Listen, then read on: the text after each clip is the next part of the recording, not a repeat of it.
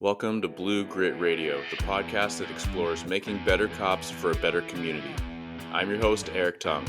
I've been an active police officer since 2007. We will dive into the aspects of police culture, health and wellness, leadership, and mindset. You'll hear from experts not only from policing, but all industries as they relate to being our best with purpose, passion, and positivity. Join me as we share stories, lessons, and advice so we can all be better for ourselves, our teams, our families, and our communities. All right, ladies and gents, welcome back to another episode. Today I'm joined by the esteemed Dr. Medina Baumgart. Doctor, thanks for being on the show. Thanks for having me on.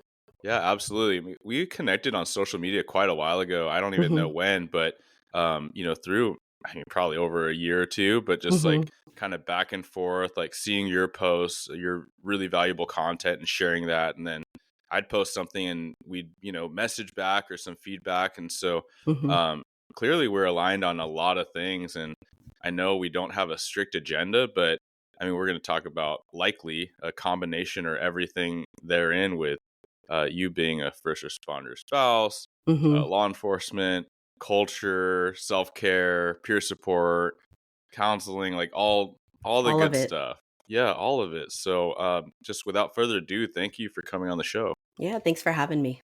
Yeah, absolutely. Can you give us a little crash course? Like, we want to learn about you, your origin Sure. story, what brought you into your critical work, and we'll just go from there. Yeah, sure. So I went to grad school initially for forensic psychology, really wanting to specialize more on the criminal psychology side of things. Yeah, like Uh, profiling, that kind of like that criminal like minds, competency to or stand trial evaluations, okay, things yeah. like that. So a lot of my training early on in my career, in the first 8 years of my career, was all working in a jail environment. Mm-hmm. And, I did that for a number of years. I was an expert testifying within the court system on issues such as competency to stand trial, sentencing mitigation. And after a period of time, it just stopped being something that I was really excited about. Hmm. I kind of hit this, I think, limbo phase where I knew I needed to make a change. I didn't quite know what that was going to look like. And within my county, a job offering came by for an embedded law enforcement psychologist within my agency that I'm currently with. Mm-hmm. And I said, what the heck, let's put in. It was much closer to home, which was nice to not have that commute. And I figured, I'm married to a cop, so I'm pretty sure I could figure this out, and kind of dove in. Yeah. And I've been with my agency for 9 years. Absolutely love it. Officially got board certified in the specialty of police and public safety psychology a couple years ago. And this is where I'm meant to be. I think it's a Yeah. good blend of the personal stuff and then obviously the professional side. And honestly, it feels more rewarding for me. Yeah. No, that's so cool. Like we've had so many guests, and I think a lot of people that listen in, if they don't know someone specifically, they can get the relevance of someone that's, law enforcement or culturally competent, right? Like that's Hmm. the phrase that we frequently use. And what better way than having uh law enforcement in your family, and Yes. what closer way than like a spouse or a partner, right? Hmm. Yeah, Yeah. it was a crash course for me because we've been together, my husband and I, for going on 23 years. Well, congrats. Thank you. And he's been retired now. He did 29 years on, so he's been retired now, I think 7 years at this point. Okay. Yeah, it was a crash course. There's so much out there for spouses now that I wish I had access to way back then. Yeah. Yeah, for Um, sure. mhm. So if we did a little timeline, like, did you have much exposure to law enforcement or law enforcement culture prior to either your studies or then your, definitely one specific angle with forensic psychology and Mhm. criminology? Or like, where did that come in? And then, meeting your husband, or did you have any of that prior? So I grew up in a very law enforcement friendly family. I know my dad always wanted to be a cop. He had some serious heart issues Mm. that he couldn't go that way, but we always grew up very much respecting law enforcement, had law enforcement friends. And then fast forward to meeting my husband. who actually knew my dad. Oh, And wow. so, he had asked my dad if he could take me out on a date. And then that, snowballed. Here we are almost 23 years Old later. school. I love it. Yes. And when I was working inside the jails, a lot of the interactions I had, obviously on the treatment side, was a adult male inmate population, but I Hmm. interacted daily with our deputies and custody assistants who worked the facility. And it was great to build the relationships and then just to see a different side. And as you build the relationships, kind of hear a little bit more about what people are going through, the work stresses, the family stresses. And so I think when this opportunity came up, it was a nice transition to kind of go on the other side of that line, Yeah. and help out law enforcement. Yeah. I'm curious if anything jumps out at you, and if not, that's totally cool. But Hmm. from your initial, I guess, role Hmm. with the criminal ability to stand trial, like that whole Hmm. angle, like did any of those experiences and insights and work help inform the latter and what you're doing now? Yeah, I do think so. And I've actually also had kind of a little bit of a crossover. So, um, right now, one of the things that I do is I teach in our recruit academy, Mm-hmm. and also do in service trainings on the topic of interactions with mentally ill. Mm-hmm. And so I'm able to kind of take the experiences that I had working in a jail setting to inform how I teach, because California Post has the general learning blocks that you teach, but it's Mm-hmm. nice to be able to infuse experiences into that to really bring the content to life. Yeah. And then, just different situations I've been in, where deputies will mention, competency to stand trial and kind of what they think that is versus, my kind of input of, well, here's the reality of that. This is really what it looks like. Mm. And it's been a nice transition. Yeah. Are there any kind of like bullet points that you frequently do share with your sworn personnel? Because there's a lot of cops listening that Hmm. those nuggets, even though that's not really the main focus of this conversation, like they might be very helpful and insightful for those Hmm. listening.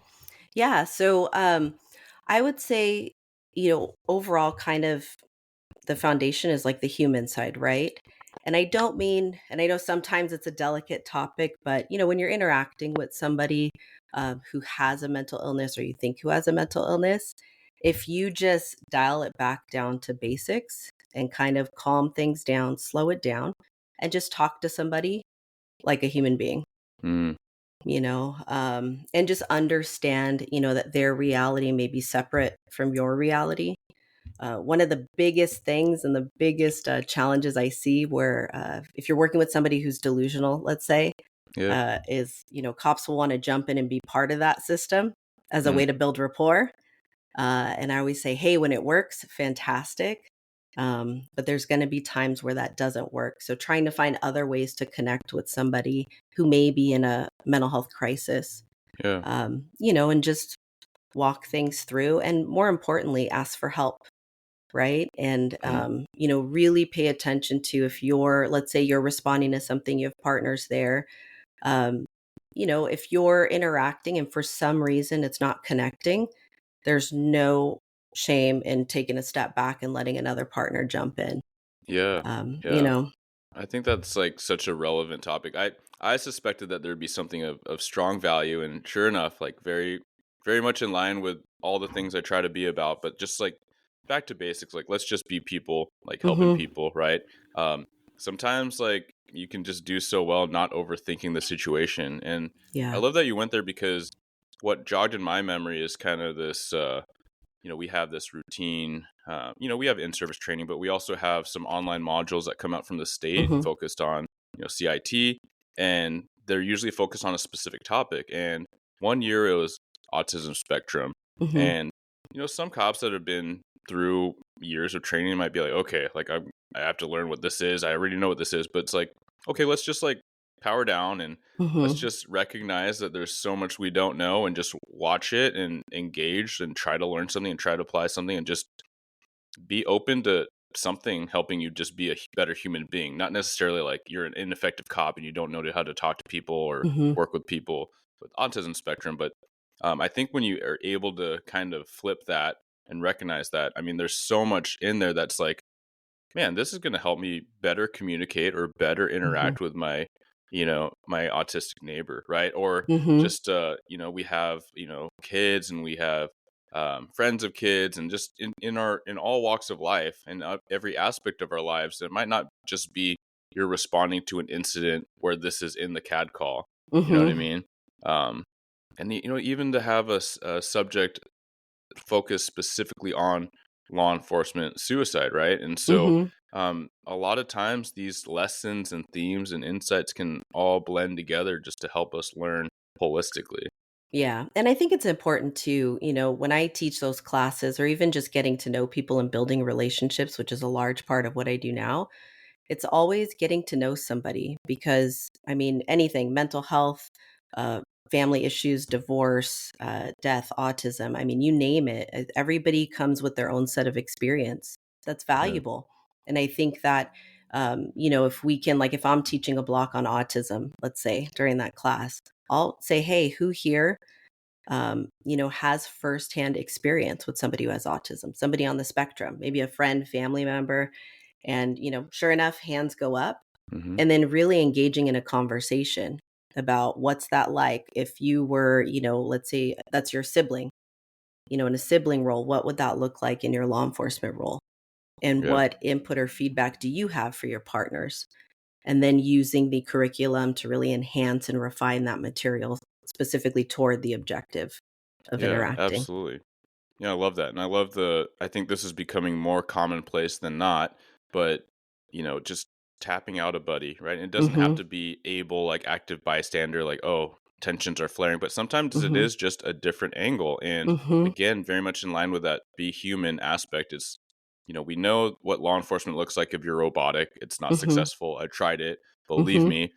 When you can just level with people, not act like you have to be something, and be willing to Mhm. admit when you're wrong. I mean, we're supposed to be leaders in the community, and like, what better leadership tactic than truly admitting when you're wrong and being humble? I mean, that's Mhm. like, everyone would say that that's the marking of a strong leader that has good followership, is people that are human, and Mhm. approachable and relatable.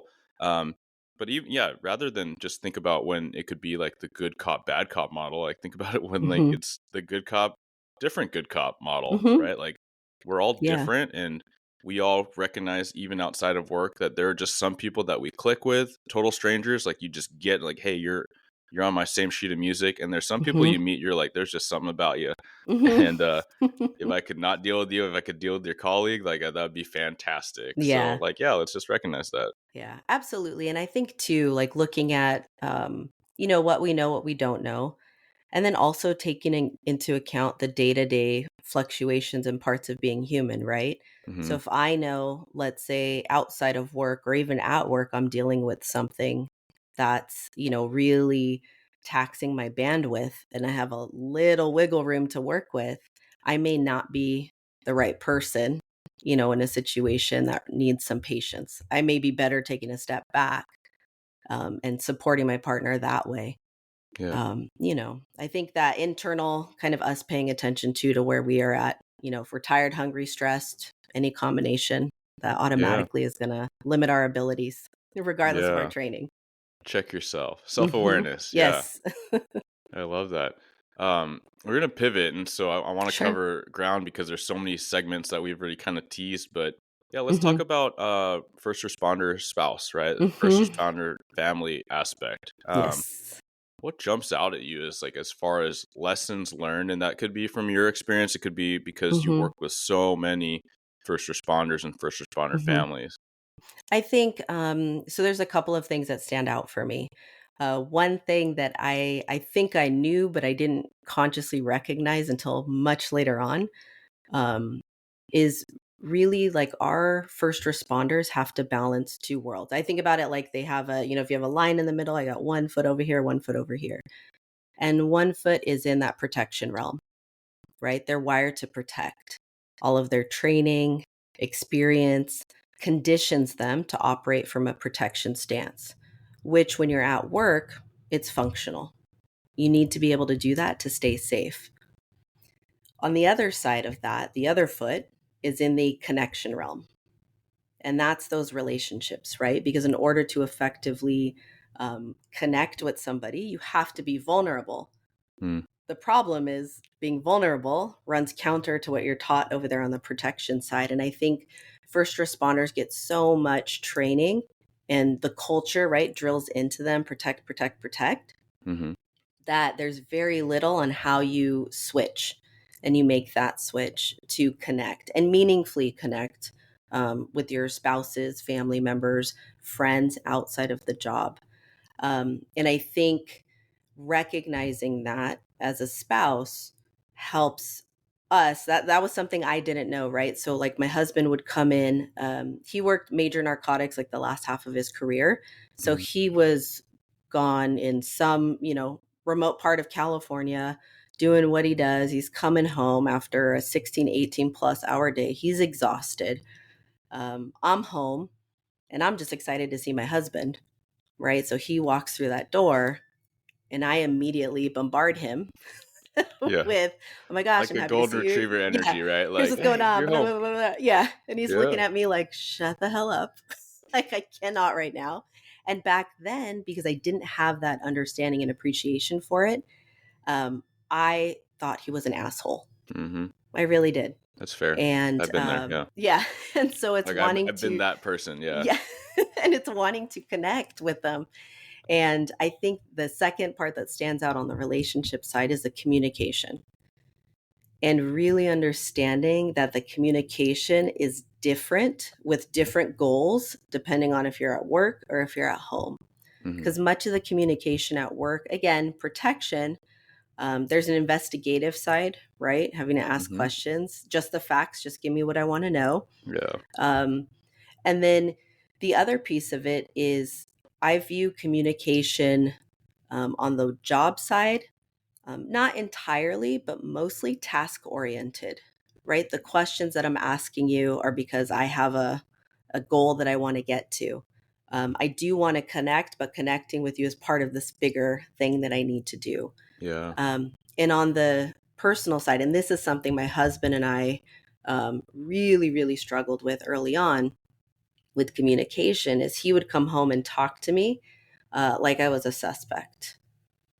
And, he would kind of, I call it barking at me, Mm-hmm. right? And my method of conversation was, hey, we're going to, you're going to tell me a story and I'm going to go squirrel over here, over here, over here, over here, over here. And in his mind, I mean, who does that? Suspects do that. Mm. People who are lying do that to try to misdirect. And there was a lot of that early on in our communication where he would literally kind of apply pressure if I wasn't just giving him the facts or just answering him directly. Mm-hmm. And for me, civilian, you're applying the pressure. I'm gonna, and I start, and for him, he's like in that work mode. So he's like, aha, see, I'm jamming you up. You don't know what to say. You're lying. And I'm like, Yeah. I'm not lying. I just don't know. Yeah, and Like, even you're if it's not bombarded with that, that. it's just like that. Again, you put it so well, where it's what's the goal, and the goal is to determine information, to yield specific information or the whole picture. And so, yeah, like you're explaining this, and I'm like, oh yeah, like this is how we talk to people. We interrupt people all the freaking time. Like if we're in uniform, we're talking to someone trying to learn something. We're like, oh, I see where this is going because I've seen something that matches this situation 90% of the time. I don't need to know about last month, last year, 10 years ago. I need to know about today. Okay, I'm going to interrupt you again. I'm going to ask you specific questions to figure out if I have this set of crimes or that set of crimes. Yeah. And so, yeah, anyone listening in, whether you're a cop or not, you're like, okay, this is not going to translate well to home. We can say that and rationalize it, but at the same time, yeah, like I'm very guilty of that. I've done that so many times. I'll probably continue to do it to a significant degree unless I mind what you're talking about and put those things into practice to mitigate that. Yeah. And one of the things that we started doing, again, it took years of trial and error to get to this point.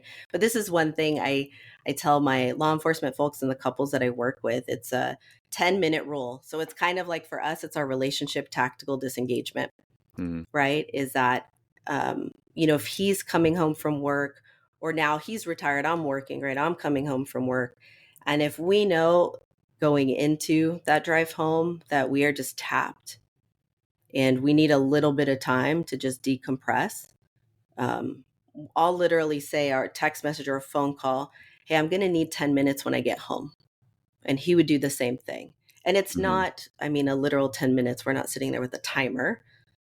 It's more of that's code for, hey, it's been a day.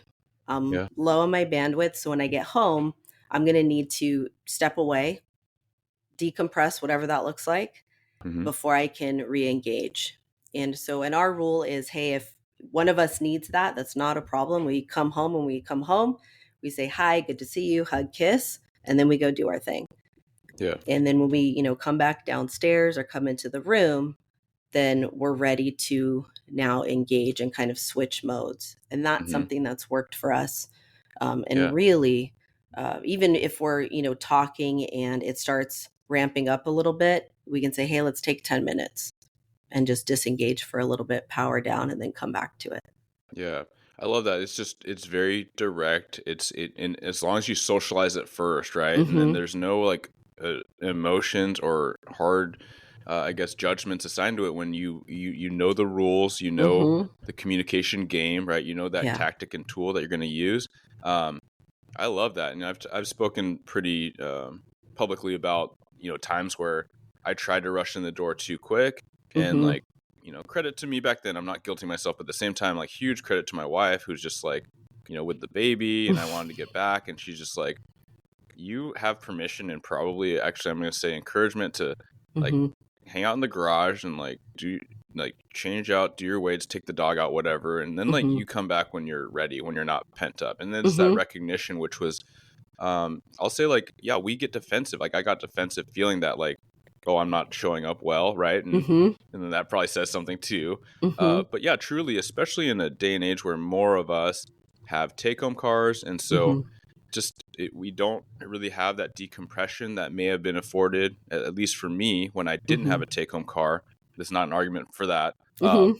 But we'd change out in the locker room, right? And we'd kind of Yeah. smoke and joke a little bit with our buddies, and then we'd all walk to our cars, and then Mm-hmm. we'd say bye, and we'd be wearing our civilian clothes, and we'd drive, and we could be fat, dumb, and Mm-hmm. happy, listening to whatever on the way Mm-hmm. back. But if you're in uniform and you're driving a marked car, especially, and Mm-hmm. you got your vest on, you should have your radio on, you should know Mm-hmm. what's going on around you.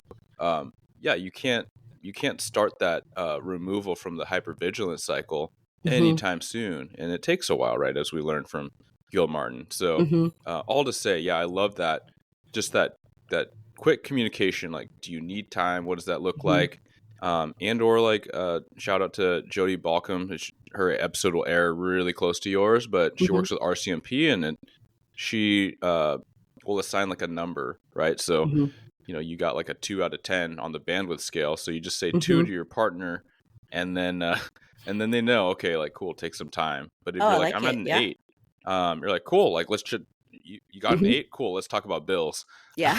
So whatever have you. Yeah. I like that. Yeah, no, Yeah, so that's many.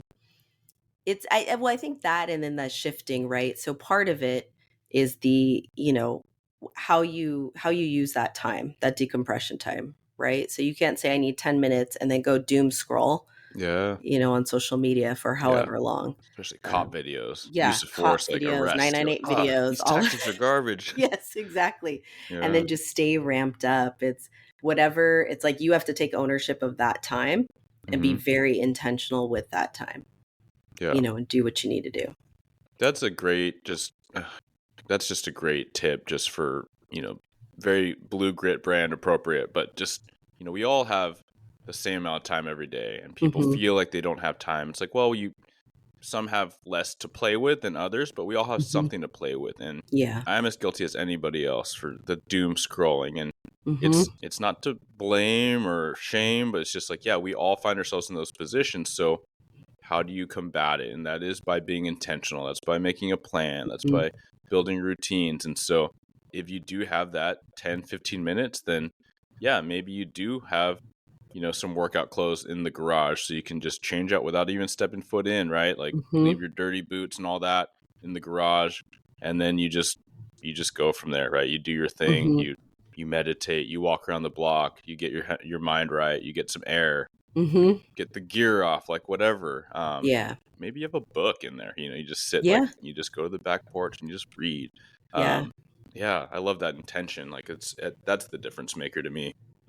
And then too, sometimes I'll tell my deputies is keep something on your person, whatever it is, some sort of token or something. And then let's say if you're in the situation where you're changing out in your locker, um, take that thing out and mentally tell yourself like all of the like yuck from the day, all of the weight from the day, Mm, you're placing it, let's say, on that top shelf of your locker, and it's going to stay there. And you'll pick it back up when you come back to work the next day. But really mentally start that process of downshifting. And then as you're taking off, layers with each layer, instead of, as you're just in a hurry to get everything off, change out, your brain's already thinking, days ahead. Just focus, take a couple of breaths and just focus on the senses as you're dressing down and putting your civvies on. mm, And then, making that drive and start that process as early as you can. If you're in a work ride and you get home, then have a tray or something in your house where when you walk in, you can set that thing down. yeah, And then, same deal, go change out, do that process because a lot of it is, that protect and connect. There's biology impacting that, right? So when you're yeah, protecting, your nervous system is in one mode. When you're connecting, your nervous system is in a different mode. And really, breathing, I always go back to breathing because that's like our nervous system's love language, right? And if you do that effectively, you can help your body shift states. So it's easier to have the mental capacity and the emotional capacity to connect. yeah. I Mhm. love that. So I'm almost thinking of this like you're almost building in this healthy way to compartmentalize, right? Like Mhm. you're processing, not just like dumping your gear mindlessly, right? You're being Mhm. mindful to say, yeah, I'm taking off this vest because now I'm going in my Mhm. home where I'm not presuming that at any moment I could be shot by somebody Mhm. just by virtue that I live here. No, Yes. um, it's just recognizing like you're shedding these layers and potentially Mhm. also focusing and being mindful of the fact that you're shedding that stress and Mhm. the burdens that come along with that. I think that's super powerful visualization. Mhm. Yeah, and it's good. It gets the body ready. And one of the things I talk about when I work with my couples or my law enforcement officers is just understanding that it's not, just another demand that's getting Hmm. placed on you, especially right now in policing. I feel like everybody's wanting you to do more and do more and do more and do more. And recognizing, again, that task list versus connection list is this isn't just another task that you have to do. We are our biology. No one can get around that no matter how much training you have. And so learning to become friends with your body and what it's doing and paying attention to that because the job tells you to disregard it, right? If you're uncomfortable, just put it aside, keep pushing, keep pushing. Hmm. And over Soldier on. time, Yeah. yeah, and over time you lose the ability to connect with your own body. And once that happens, then the emotions come along with that, right? The numbing, the I don't know how I feel, or nothing and angry. And those are the only two things. Mm, But really learning how to just intentionally shift those modes gives you access to the emotions, which, they don't always feel great. But if you feel the not great ones, then you're going to feel the good ones also. yeah. And just that cognitive capacity to engage and connect with somebody. It's so, so, so important. Yeah, for sure. A couple things come to mind, and it's like I always think about maybe this is a cop thing, but maybe it's just an overthinker kind of preparatory thought of like contingencies, Mhm, which I don't want to go down that rabbit hole. But I mhm, always think about like what the objectors would say, especially when you're talking about wellness and these mhm, critical conversations that we have here on the show all the time. But I think like, okay, what do the haters say? And I would mhm, think that maybe they think that it's woo, right? Oh, you're sending all these feelings and stuff to stuff. mhm, But let's take a step back and just say, like, hey, do you operate and stand and move around the world differently when you're in uniform and you're at work? And like mhm, the answer should be yes if you're mhm. a good cop, like a safe Yeah. cop, tactically sound. And then if they think like, well, I'm just a hyper vigilant, safe person, like, come on, man, like, are you really Mhm, like like minding this distance. I'm not saying don't be uncomfortable when someone in the grocery store is really close to you or like on your Mhm. six. You're mindful, right? But you're gonna treat it differently. You're gonna drive your personal vehicle a little differently, and if you Mhm. can't check or recognize that, um, Yeah. let's take a step back. I like the also what kind of coming to mind is like the shout out to Fred Rogers, Mr. Rogers, right? Like he'd Mhm. come in, and some of these younger people listening will be like, Yeah, I don't know what who? you're talking about. Maybe you grew up on Daniel Tiger, but same thing. But he came in, he basically had his like his blazer, and you take it off, Mhm. and then he puts on his home cardigan, right? Mhm. Party cardi, Yeah. and then his like home slippers, right? His like Mhm. home tennis shoes. But I think that that's like you can build in these things, and if Yeah. you're intentional about it, like it could signal to your parasympathetic, right? It could Mhm. signal to your nervous system that it's safe, right? Like you Yeah. put the gun in the safe, you set your things down, you put your work Mhm. keys away, and you don't have to look at them until you get close to Mhm. picking up that shift again.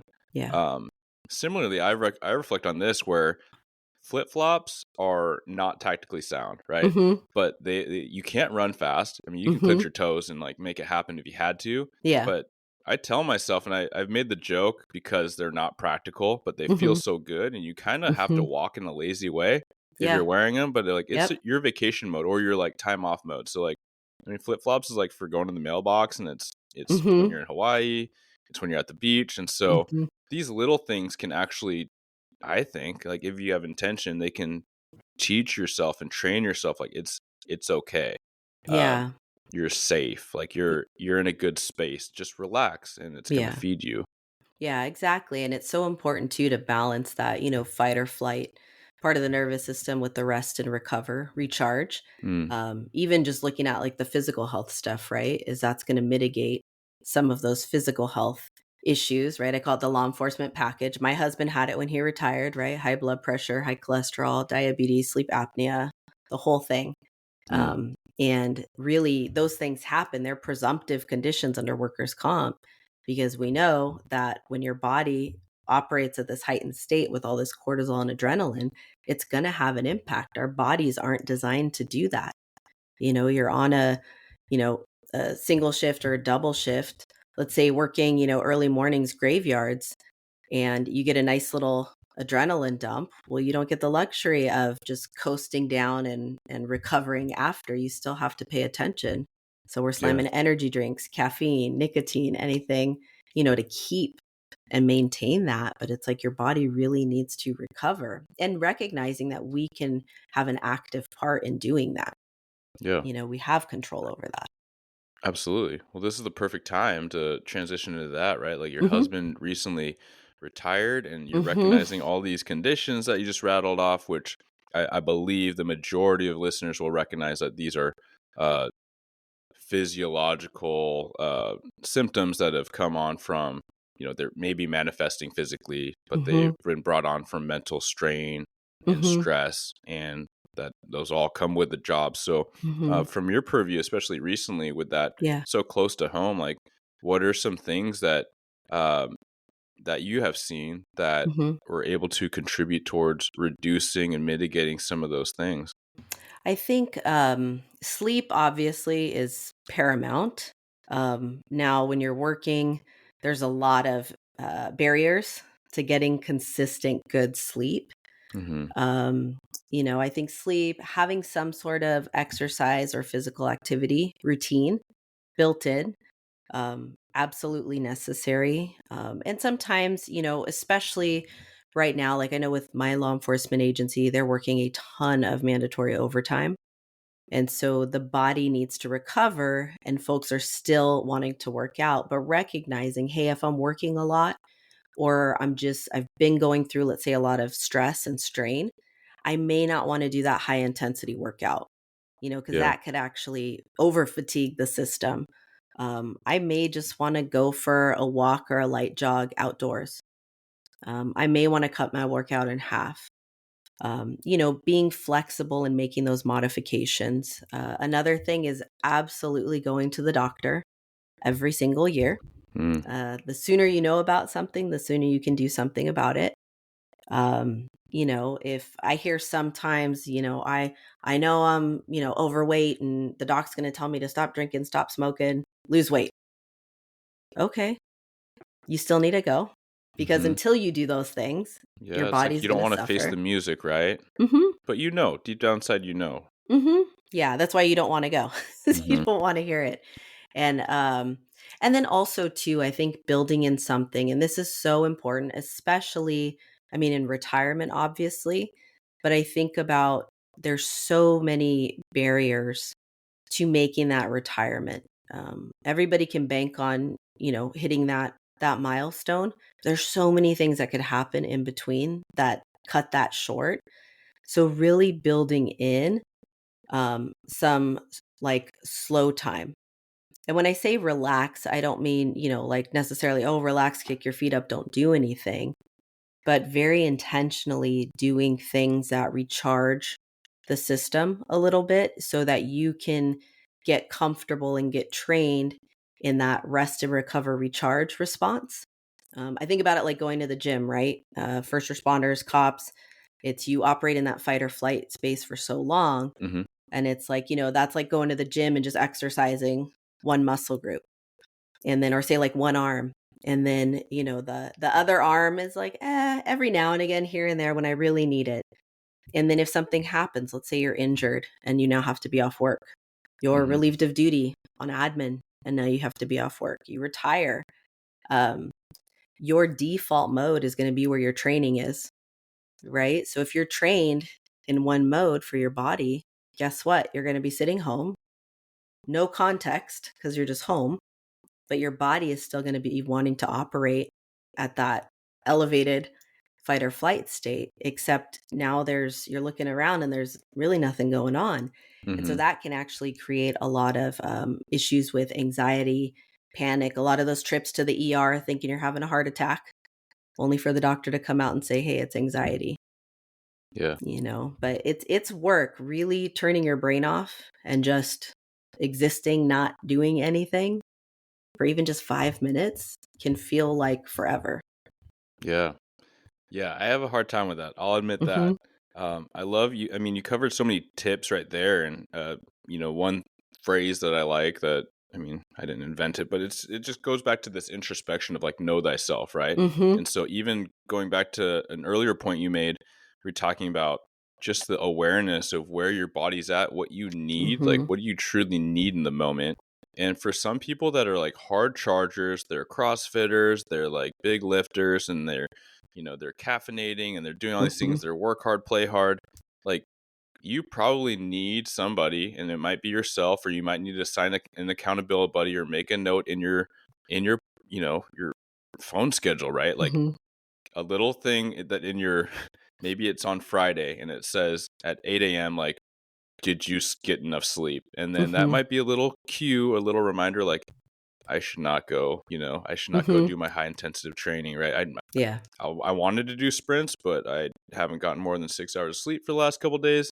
So Mhm. I'm not allowing myself to because it's not feeding my goal. It's not feeding Mhm. me. So I will go on the 40-minute walk, right? I'm going to Mhm. go walk a trail and I'm going to keep, that zone 2 or whatever, like where you're able to talk. Like you have Yeah. to almost put these limitations on yourself um, if you're that kind of person. Mhm. Now, if you're the contrary, where you're like, you get stressed and you clam up and you hunker Mhm. down and you doom scroll and maybe you set that reminder like, hey, did you get outside?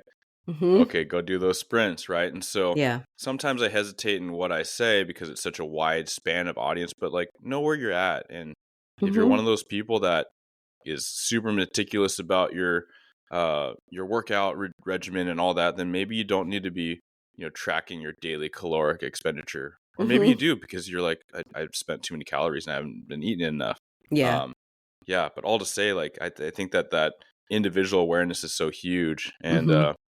when you mentioned that going to the doctor thing, I thought that was interesting. I didn't think this would really be a thing, but it kind of makes sense from the other direction. But there's someone close to me that relayed that they went to the doctor and then the doctor said that they're doing good, and they were kind of disappointed because Mhm. they relayed and they admitted like I need to lose some weight. I know I Mhm. could stand to lose weight. my breathing, my sleep's not amazing. I don't have the endurance. Like, I kind of wanted my doctor to tell me like some reason, some metric, like, yeah, you need to lose X pounds. Mhm. Uh, And so I kind of paused and I was like, you know what? All right. We'll go there. But I was like, well, you already want that. Are you not? It sounds to Mhm. me like you're saying you want that and you recognize your life could be a little bit better for Mhm. that, right? Um, why don't you just do it? And then they Yeah. recognize it. Like, they accepted that. They're like, yeah, you're right. Like, I realize I need to do it. I want to do it. I Mhm. just wanted this authority, kind of Mhm. arbitrary authority, to tell me that I needed to do it. And Yeah. so, like, yeah, these like defense mechanisms that we put on, or these different kind of, I guess, masks we can put on, can be kind of Mhm. tricky unless we really think about them. Yeah, and then making sure your provider understands what you do.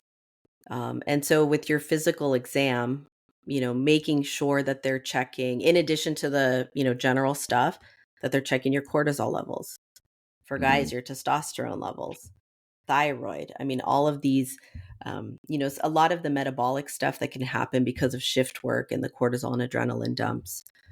Making sure that that stuff's getting checked early on, so that way, if there's an issue again, they can intervene. And it might just be some lifestyle, maybe nutritional, dietary changes, Hmm. but making sure your provider knows that. And if they don't, or they look at you funny, then get another provider. Yes, absolutely. Most of us have really good. I mean, like, there's a lot of stuff we deal with, but generally, like, we have pretty good medical. Hmm. And you can look around, shop for maybe a more holistic or functional medicine Hmm. or naturopathic. I know these words can be kind of, woo or kind of uncomfortable for some people, but basically it's like just saying, hey, they tend to look at different options and look at the Hmm. big picture of what's going on with your blood work, what some alternatives are, like doctors that may be more uh, routinely or comfortably talking about your sleep and what may Hmm. aid that with diet and when you eat or what you eat or what Hmm. your caffeine intake is, rather than saying, hey, I got the cool new drug to prescribe Hmm. you, like a pharmaceutical for Yeah. XYZ. I'm Yeah. not saying that's not valuable. I'm saying, just consider that if it's something that resonates with you and you want to look at lifestyle things that you can control at a lower Hmm. level. Yeah, absolutely. And I think too, I mean, our Western medicine tends to want to diagnose and toss medication at it, which is not necessarily ineffective for some Hmm. things. But I think that there's, our bodies and our brains are designed to heal themselves. And I think that there's a lot of times we get in our own way with that, whether it's physically healing, mentally, emotionally, spiritually healing. And so, just considering, like you said, are there any other options here, or Hmm. what things can I be doing? As opposed to, go to the doctor, they give you medicine, you don't say a thing, and then you go home and toss it and be like, I'm not going to take that crap. Yeah. Like, Yeah. have that conversation. Yeah, and I've heard the comparison made to mental health and Hmm. pharmaceuticals that would aid in your severe depression or your severe Hmm. anxiety. It's like you could think about it similarly to physical, where Hmm. something is of a severe enough level then and you cannot manage and you cannot function, then yes, like that could be a very good intervention. And then a Hmm. lot of times for mild, like a mild, knee pain or tweak, Hmm.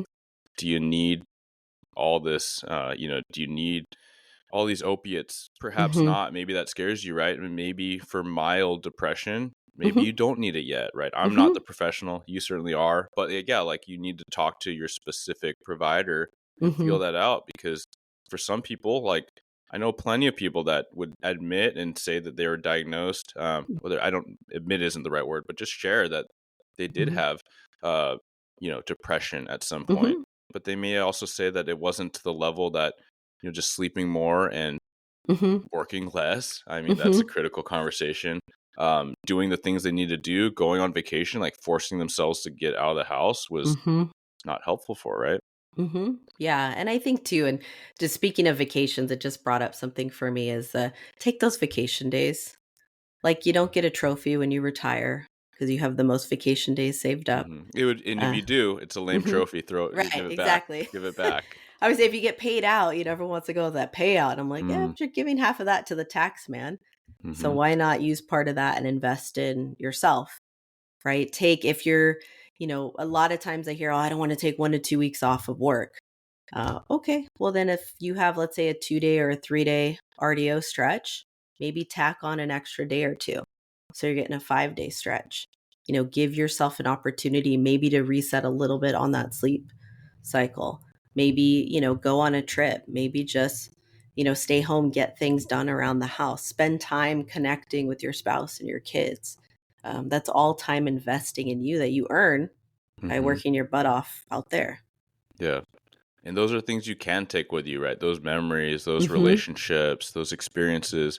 A wise man once told me that there's three things that you'll never regret investing in, and those are Mm-hmm. your health, your education, and travel. And I could Mm-hmm. rebrand a couple things. Like I know that not a lot of people like to travel the way I do, Mm-hmm. to literally new places or abroad, but travel, I mean, that could be like experiential in your own backyard, right? Mm-hmm. Like you're taking time to go do something that you really appreciate, right? You're Yeah. interacting with people or experiences or activities. Mm-hmm. Education, the same thing, right? It's not to say like go get another degree or a degree, but saying like learn stuff, keep being a Mm-hmm. perpetual student.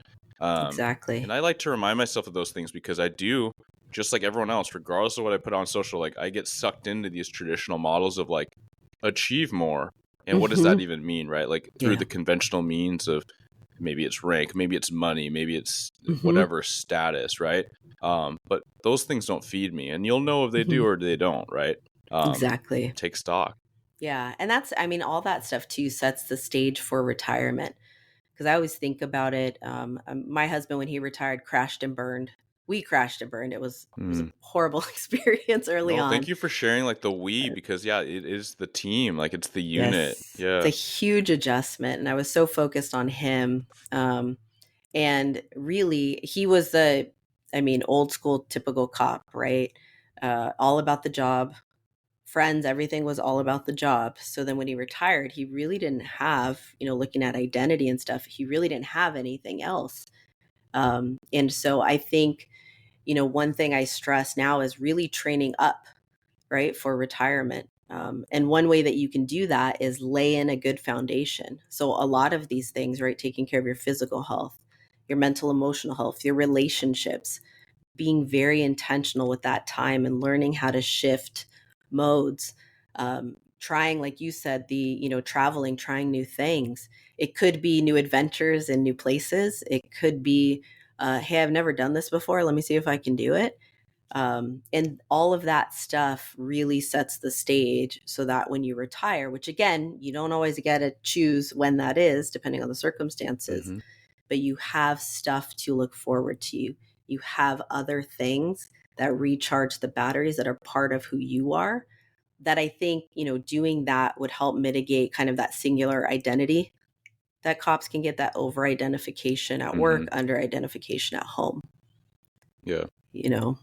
Yeah, those are huge, and I think those are such good tenets, like for those that are retired or coming up on it, or like truly, no, it is for Hmm. everyone. So if you just started and you're thinking about these things at least a little bit, and thinking about your day to day, and making sure you carve out a certain non-negotiable amount of time that is not at work, and a certain Hmm. amount of non-negotiable time that's hanging out with people that are not cops, you won't regret it. Hmm. I have these undeniable lifelong bonds that I'll probably never be able to truly explain with people I've worked with and continue to work with, but it's not the whole picture. It's not Hmm. everything, certainly.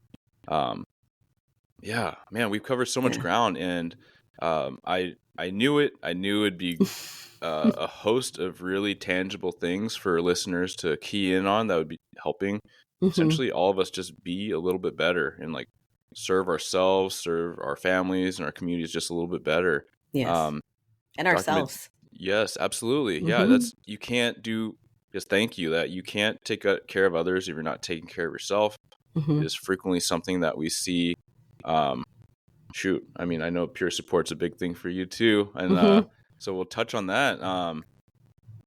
I see this frequently where I see people that are so passionate in peer support and Hmm. wellness that in our industry that to the detriment of themselves, Hmm. and they're not taking time to take care of themselves. So Hmm. this is my like shout to say, hey, you know, we hear it. The example, like you got to put on your own oxygen mask first, Hmm. or it's not sustainable. But yeah, do you have thoughts on that or anything else you Yeah. want to explore? I mean, I think it comes down to, and it's for us too. I mean, as clinicians, Yes. working with anybody, and especially with first responders, it's walk the walk. And if I know, for example, like some of my peers, we have a large department, so we have just under 200 peer supporters.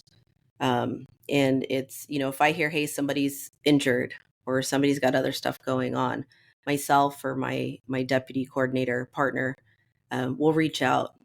Hey, what do you need? Or we'll tell you, hey, we're going to put you on the sideline right now because you need to focus here. And sometimes we get a little buck back, and that's fine. But afterwards, kind of the appreciation of, hey, I didn't really want to at the time, but I'm glad I did that. Mm-hmm. And I think peer support is, it's one of my favorite assignments is working with our peer supporters, because you have people who do stuff for everybody else constantly, and they've been through their own stuff, and they're gracious enough with their time and their energy and their space to share that with their partners. And to me, that's like the most beautiful thing. And again, it's just emphasizing for them, hey, you've been through XYZ. Like if I know I have peers responding to certain critical incidents, we're going to do a check-in. We're going to do just an informal debrief. How are you doing? Check in. Hey, when's your next vacation? You should probably take a couple days off, or think about it at least. Mm-hmm. Um, Yeah. and really, yeah, because you could easily take peer support and then just use that as a distraction from your own stuff, Yeah. No, right? it's a thing, and that's why we're talking about it. And hopefully no one takes this the wrong way. But I think especially with our culture and those that are caregivers, caretakers, doers, action oriented, when we get into the weeds with peer support and so involved, at a certain point, if you aren't able or you're resistant to stepping back, you Mm-hmm. should question like why that is and where it's coming from.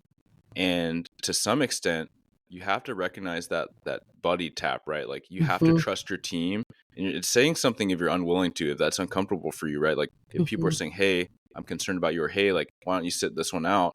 Listen to that, right? They're Mm-hmm. caring, they're reaching out, and the next thing I would say is that there has to be a recognition that if you're unwilling, it is ego related, right? It's ego Mm-hmm. adjacent, and Yeah. if there's a piece of you that's like, well, if I don't do it, who will? Well, Mm-hmm. shoot, if you don't give anyone the opportunity to step up, right? Like it's a Correct. team. You can't do it all, and you shouldn't do it all. Yeah.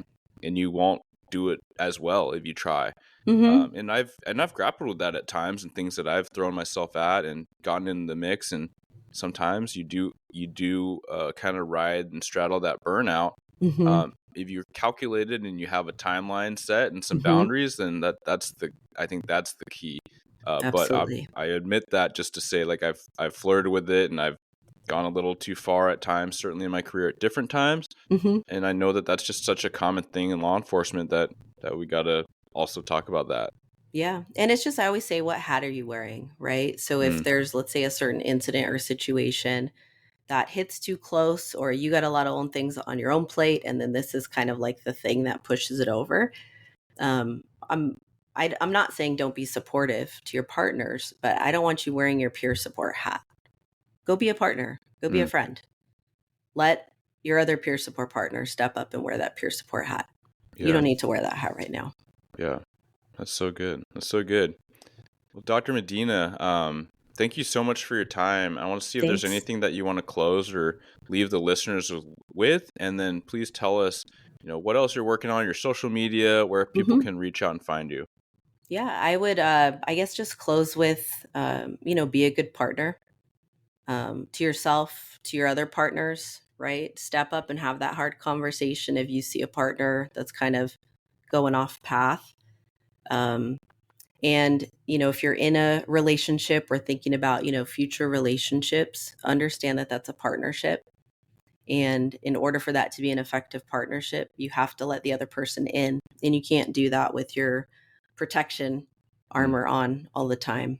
Um, so working together to do that, really, and being on the same side of the same team, in anything. In terms of stuff I'm working on, Right now I'm full on into my normal full-time job with Yeah. my A agency. full-time job should be good Yes. enough. Yeah. Yes. And I do, on the side, I still love talking about retirement stuff. I published a book last year called Surviving Retirement. That just it's a lot of meat and potatoes just based on personal experience, myself and my husband. That I encourage anyone, don't wait till you're retiring, like we talked about, right? All of these Hmm. other pillars. Start this stuff now, Yeah. and that'll serve you later on. In terms of my socials, I'm on LinkedIn, Medina Baumgart, and then on Instagram at Dr._Baumgart. Fantastic. Well, thank you again, Dr. Yeah, Medina, thanks for having me on. so much. Thank you for tuning into another episode of Blue Grit Radio. As always, support this community by subscribing, giving us a 5-star review, and following, liking, and sharing posts on Blue Grit Wellness on Instagram. You can reach me there or email me at bluegritwellness@gmail.com. Be well and stay gritty.